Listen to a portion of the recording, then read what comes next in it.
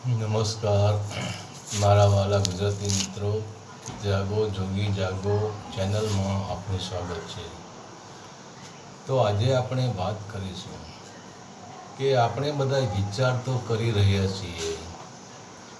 કોઈ સુખના વિચાર કરી રહ્યા છે, લગભગ કોઈ દુઃખનો વિચાર તો કરતું જ હોતું નથી. બધા જ સુખના વિચારો કરે છે, બધા શાંતિના વિચારો કરે છે. તો આપણે શું આપણા વિચારોની શક્તિને જાણીએ છીએ? આપણને કેમ સુખ મળતું નથી? તો વિચાર એ જ મનનો રાજા છે અને મન વિચારોનો ગુલામ છે. કેમ કે વિચારોની એટલી તાકાત છે કે મનને સકારાત્મક રસ્તે ચડાવીને આનંદ અપાવે છે અને એ જ વિચાર મનને નકારાત્મક રસ્તે લઈ જઈને તમને દુઃખ પણ અપાવે છે. માની લો તમે એક શાંત સરોવરમાં પથ્થર ફેંક્યો, તો તે શાંત સરોવરની અંદર શાંતિ તૂટી જશે અને અંદર લહેરો ઉઠે છે, તરંગ ઉઠે છે અને તે તરંગ પૂરા સરોવરમાં ફેલાઈ જશે.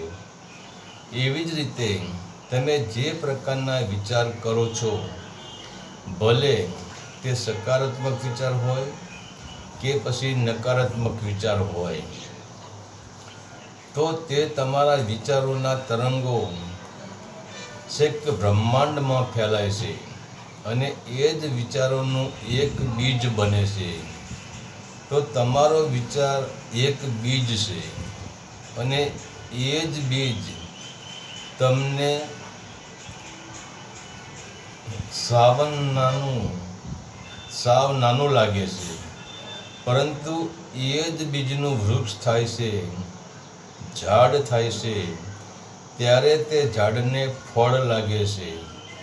એવી જ રીતે બ્રહ્માંડમાં તમારા એક વિચારરૂપી બીજનું ઝાડ બને છે અને જ્યારે તમારા વિચારોના અનેક બીજ થાય છે અને તે બીજ તમારે લણવા પડે છે, ત્યારે જો તમારા સકારાત્મક વિચારોનું બીજ હશે અને તેના ફળને લણવાનો સમય આવશે, ત્યારે તે ફળ તમને મીઠી કેરી જેવું લાગશે અને તે કેરીનો મીઠો રસ તમને આનંદ અપાવશે.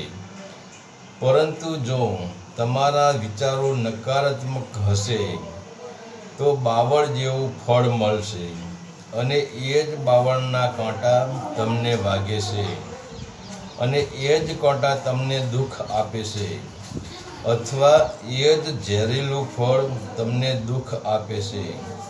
તો પછી તમે ભાગ્યને દોષ દેવાનું ચાલુ કરી દોશો કે મારા ભાગ્યમાં, મારા નસીબમાં દુઃખ જ ભરેલું છે. પરંતુ આપણે એવું નથી સમજતા કે આ કાંટાવાળું ઝાડ, આ ઝેરીલું ફળ મારે કેમ ભોગવવાનો સમય આવ્યો. અને માણસ સમજી જાય કે ભાઈ, મેં નકારાત્મક વિચારો કરેલા છે, મેં કુવિચારો કરેલા છે અને આ હું જે ફળ ભોગવી રહ્યો છું તે મારા વિચારોનું જ ફળ છે અને મનુષ્યએ જે વાવ્યું હોય એ જ એને લણવું પડે છે. તો આપણી એક કહેવત છે કે તુમ એક પૈસા દેગા તો ખુદા 10 લાખ દેગા, ખુદા 10 પૈસા દેગા. મતલબ તમે જે આપો છો એનાથી 10 ગણું કરીને બ્રહ્માંડ તમને પાછું આપે છે અને બ્રહ્માંડ એ જ ખુદા છે. તો સંપત્તિ એ સુખ નથી, કેમ કે ભલે સંપત્તિવાળો હોય, પરંતુ તેના નકારાત્મક વિચાર હોય, તેના કુવિચાર હોય, તો સંપત્તિ હોવા છતાં પણ તે દુઃખી હશે.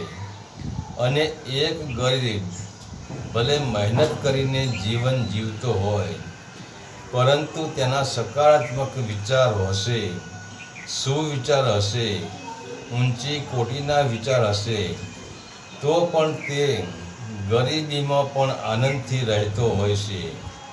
કેમ કે બ્રહ્માંડ મીઠા વિચારોનું મીઠું ફળ આપે છે અને ઝેરીલા વિચારોનું ઝેરીલું ફળ આપે છે. તો વિચાર એ જ મહાદુઃખ છે અને વિચાર એ જ મહાસુખ છે. કેમ કે તમારા ઉત્તમ વિચારો જ તમારી ઉર્જાને સત્ય તરફ ખેંચે છે અને તમને અંદરથી અમીર બનાવી દેશે. અને જો તમારા નીચ, અધમ, હલકટ અને નકારાત્મક વિચારો હશે, તો એ જ વિચાર તમારી ઉર્જાને વિષય વાસનાની ગંદકીમાં નાખી દેશે, કુકર્મમાં નાખી દેશે. તો ભલે તમે ઉપરથી અમીર હશો, પરંતુ અંદરથી ગરીબ, ભિખારી અને દુઃખી રહેવાના. તો આ છે તમારા વિચારોની શક્તિ. તો આપણે પણ વિચાર કરવો જોઈએ. તો વિચાર એવો કરવા જોઈએ કે વિચાર ઉચ્ચ કોટીનો હોય, વિચાર સકારાત્મક હોય, જેથી કરીને ભલે આપણે ઉપરથી ગરીબ હોઈએ, પણ એ જ વિચારો અંદરથી આપણને અમીરીનો આનંદ ભરી દેશે, અંદરથી અમીર બનાવી દેશે. હરિ ઓમ તત્સત. આદેશના પ્રણામ.